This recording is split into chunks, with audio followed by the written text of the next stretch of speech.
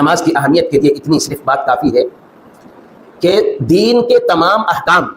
بڑے سے بڑا احکام، جہاد، حج کس قدر مشکل ترین عبادت ہے، پیسے خرچ کرنا پڑتا ہے، جسم کو تھکا دینا پڑتا ہے، راتوں کو جاگنا پڑتا ہے، پہلے ہی اٹھ جانا پڑتا ہے معمول کے برخلاف، اور اس کے بعد پھر مختلف جگہوں میں جانا پڑتا ہے، گرمی کی شدت برداشت کرنی پڑتی ہے، اور بھی بہت ساری عبادتیں ہیں،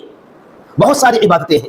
مشکل سے مشکل ترین عبادتیں اللہ رب العالمین نے ہم پر واجب اور ضروری قرار دیا گیا۔ اس سارے کے سارے احکام کو جب اللہ تعالیٰ نے ہمارے پاس بھیجنا ہوا تو جبریل علیہ السلام سے کہا کہ جاؤ، جا کر کے بتلا دو جہاد واجب ہو گیا، جا کر کے بتلا دو حج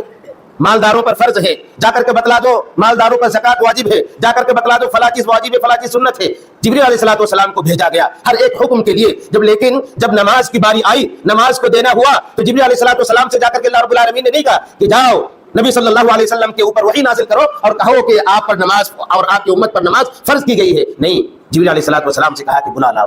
یہاں بلا لاؤ،